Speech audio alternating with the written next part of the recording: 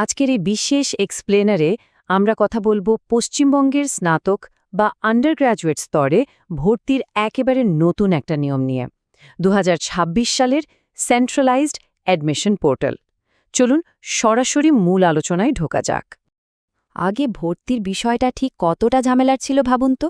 আলাদা আলাদা কলেজে আবেদন, গাদা গাদা ফর্মের ফি আর ভর্তি বাতিল করলে রিফান্ড পাওয়ার সেই অন্তহীন লড়াই। কিন্তু 2026-এর এই নতুন সিস্টেম সব কিছু বদলে দিচ্ছে। এখন থাকছে একটাই সিঙ্গল উইন্ডো, কোনো অ্যাপ্লিকেশন ফি লাগছে না, আর মেধা তালিকা হবে একেবারে অভিন্ন। একদম সিম্পল ব্যাপার।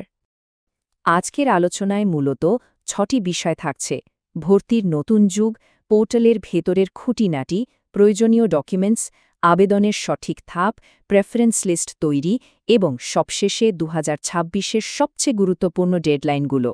চলুন আমাদের প্রথম পয়েন্ট দিয়ে শুরু করা যাক, ভর্তির নতুন যুগ এবং একাধিক আবেদনের চিরস্থায়ী অবসান।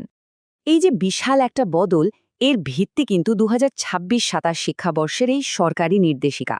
এর মূল উদ্দেশ্যই হল কলেজগুলোর শূন্য আসন খুব দ্রুত আর দক্ষতার সাথে পূরণ করা, আর ওই একাধিক জায়গায় ছোটাছুটি করে ভর্তি হওয়ার যে কনফিউশন, সেটা চিরতরে দূর করা। ঠিক এই কারণেই সেন্ট্রাল ওয়েব ভিত্তিক সিস্টেমকে বাধ্যতামূলক করা হয়েছে। এবার আসা যাক দ্বিতীয় পর্বে। এই 2026 পোর্টালের পরিধি বা বিস্তৃতি ঠিক কতটা বড় সেটা একটু দেখে নেওয়া যাক। একবার সংখ্যাটা ভাবুন, 460। হ্যাঁ, এখন রাজ্যের 460টি সরকারি এবং সরকারি সাহায্যপ্রাপ্ত কলেজ স্টুডেন্টদের হাতের মুঠোয় ঘরে বসে বা পাড়ার কোনো বাংলা সহায়তা কেন্দ্র থেকে 7,000-এর বেশি কোর্সের জন্য আবেদন করা যাবে এই একটা মাত্র পোর্টাল দিয়ে। আর সবচেয়ে দারুণ ব্যাপার কি জানেন? পোর্টালে লগ করার আগেই যে কেউ এই বিশাল ডিরেক্টরি ঘাটাঘাটি করতে পারবে।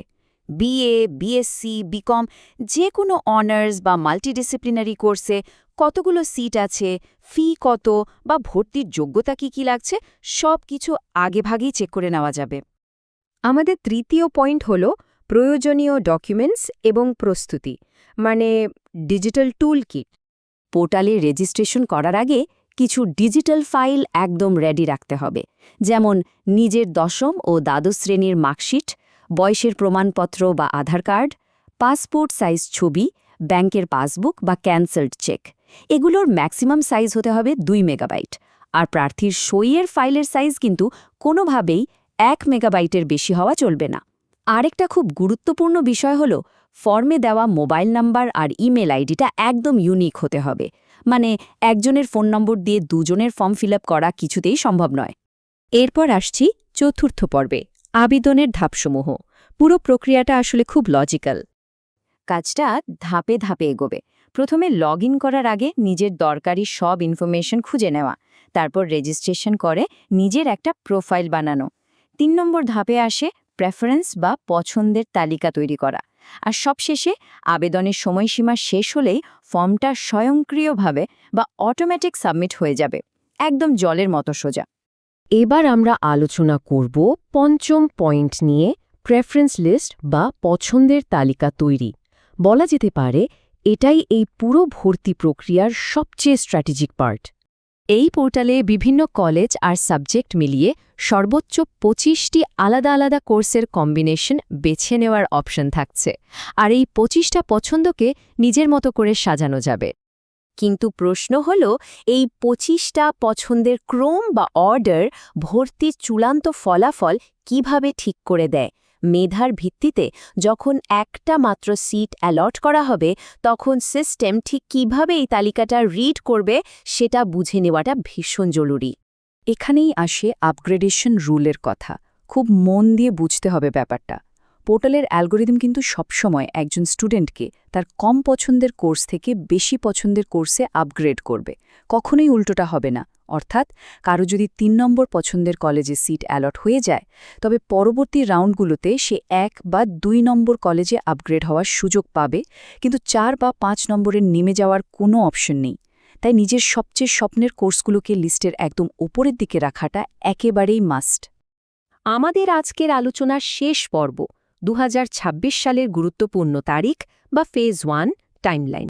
2026 শিক্ষাবর্ষের প্রথম পর্যায় বা ফেজ 1-এর জন্য যে প্রস্তাবিত সরকারি সময়সূচি দেয়া হয়েছে সেটা অত্যন্ত কড়াকড়িভাবে মেনে চলতে হবে। ক্যালেন্ডারে এই তারিখগুলো অবশ্যই মার্ক করে রাখতে হবে। 18ই মে পোর্টাল লাইভ হবে এবং রেজিস্ট্রেশন শুরু হবে।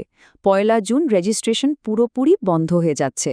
9 জুন বেরোবে প্রথম মেধা তালিকা বা মেরিট লিস্ট আর সিট অ্যালটমেন্ট, আর 6 জুলাই থেকে নতুন সেশনের ক্লাস শুরু। তাই 1 জুনের আগেই প্রোফাইল তৈরি আর প্রেফারেন্স লিস্ট সাজানোর কাজটা কমপ্লিট করে ফেলাটা একদম বাধ্যতামূলক।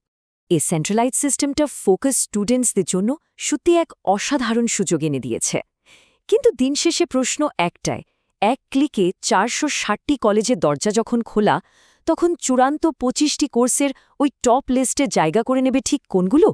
সঠিক প্রস্তুতি আর পরিকল্পনাই কিন্তু ঠিক করে দেবে ভবিষ্যতের পথ।